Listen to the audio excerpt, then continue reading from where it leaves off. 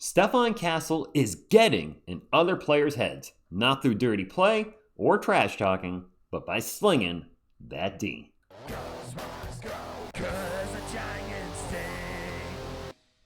What is up, San Antonio Spurs fans? Welcome to TSR Sports. Our Spurs won their 5th game in a row last night versus the Boston Celtics. It was a physical game, but not one without some controversy. You probably have already seen this, what happened in the second quarter, but we're going to go over it and go over quite a bit here in this video. First up, the play. Stephon Castle D'ing up Jaylen Brown, has his hand on his hip, maybe a light push, and Jaylen Brown really trying to sell to the ref that he was fouled. Well, the refs weren't buying what he was selling. We'll take a look at it one more time. Steph's right hand, as you can see, on the hip, on the back, a little touch. Should it have been a foul? I don't think so. And there might be Celtics fans watching this, especially because of the thumbnail. They're like, TSR, you're nuts. That was clearly a foul. BS, he was robbed. Blah, blah, blah, blah, blah. Are y'all forgetting this?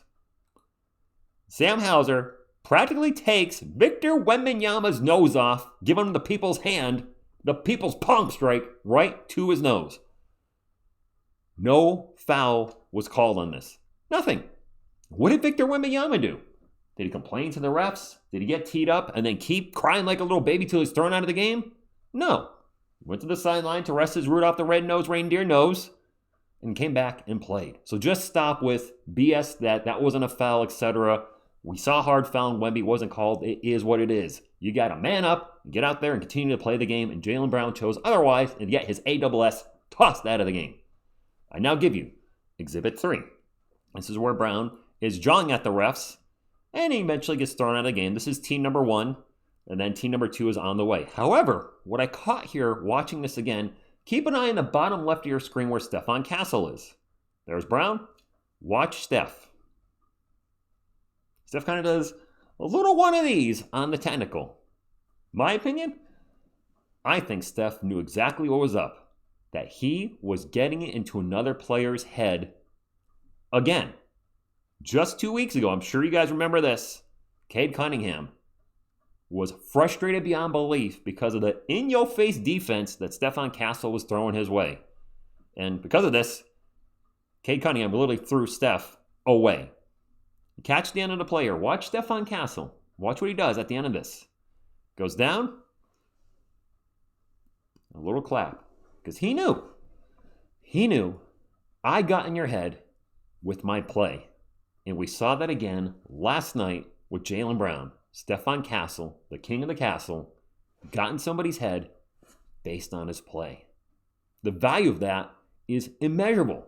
There's players out there who talk crap and talk trash, etc., trying to get the players' heads, but letting your play do the work speaks volumes that you can get a player so frustrated by the way you're D'ing them up, you can get them thrown out of the game. And listen, I know Jaylen Brown already had an issue with the refs. He got fined for some kind of comment like a month ago or 6 weeks ago, whatever it was, and he went right to social media last night and made a comment. So he hasn't had the best, not the best terms, if you will, with the referees when it comes to the Spurs versus Celtics. That being said, it was I think it was Castle's play that was getting in his head. Then when he got the non-call, he just went off and got himself thrown out.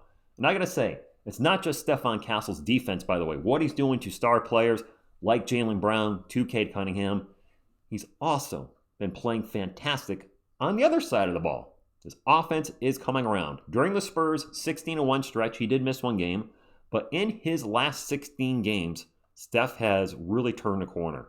Playing only 26 minutes a game, they haven't needed him as much, and he's had some foul trouble here and there, but he's averaging 16 points a game, about 5 boards, 6.5 assists, and the next 2 stats are some of the most important ones. His turnovers, something that a lot of people have been critical of on the channel, and certainly I can't deny when he was averaging almost 4 turnovers a game, it's hard not to say, maybe you shouldn't have the ball in your hands as much, right? I get it. Well, he's now down to around 3 turnovers a game overall, and in this 16-game stretch, he's averaging only 2.4.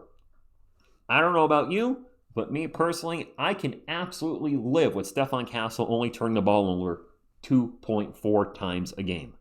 And then there's the other side of this coin. His shooting splits, 51, 37, 74. Yes, I'd like the free throw shooting to get better. Actually apply that term to pretty much our whole team at this moment. But that stat in the middle, hit the one in the middle, 37%. in his last 16 games. If he can maintain that, he is going to be extremely difficult to deal with by opposing teams.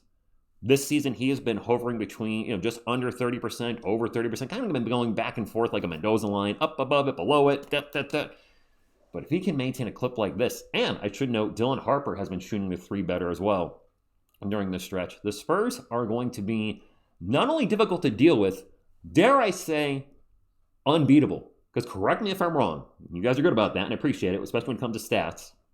The Spurs are like 20, or maybe even 21, maybe even 22, and 0 now when they shoot 40% or better from beyond the arc. That is incredible. And if they shoot like this in the playoffs, it's going to come down to the shooting in the playoffs. Of course, if we're shooting the three well, we're going to be pretty much unbeatable. If we're bricking our threes and shooting 20% or lower, which we have seen, then we're going to be very beatable. But if we're shooting our threes, teams are going to be in trouble. And dare I say, circling back to Stephon Castle. Now he's becoming the king of the castle, like the thumbnail. But I think he's going to be our biggest X factor in the playoffs. Playoffs, I know, got to win some games first. Actually, I think we're locking the playoffs already. But if he is playing elite defense as well as at least solid, efficient offense, he doesn't have to be the guy. That's a great thing, Spurs fans. Let's not forget, nobody necessarily has to be the guy. Wemby probably will be the guy more often than not, but we have so many guys that can lead the team in scoring. Wemby, Fox, Castle, Vassell, Johnson, Harper, you name it.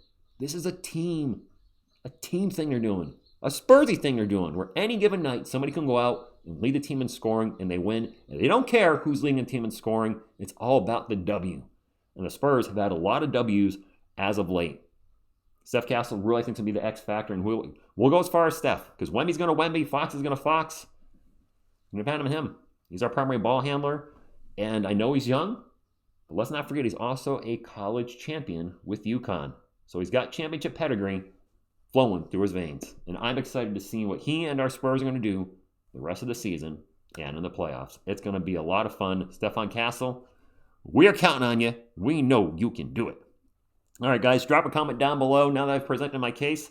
Very curious, do you think that was a bad call on Jaylen Brown or a non-call? Do you think you should have gotten should there have been a foul on Stephon Castle? I don't think so. Especially when you look at what happened to Wemby. No, not at all. Should he have been thrown out of the game? I'm a little biased as a Spurs fan. He was jawing at the ref, got the first tee. At that point, it's your time you need to shut up and your teammates need to get on you to be quiet. Especially now that you've got already a little bit of a history with the refs complaining about the previous Spurs Celtics game. You got to know when to hold them and know when to fold them. Your team needs you. You're one of the best players on your team. Your team needs you. You need to just suck it up and be like, you know what? Instead of complaining about this and jawing and swearing, cursing, whatever, I'm going to beat the Spurs. I'm going to go out there and drop 40 from this point on, 50. I'm going to drop 83 from this point on to show this Castle guy he can't defend me. Beat him with your play. Don't try to beat him with your mouth. That's all I got. Hit the thumbs up if you like how to support the channel. Enjoy the video.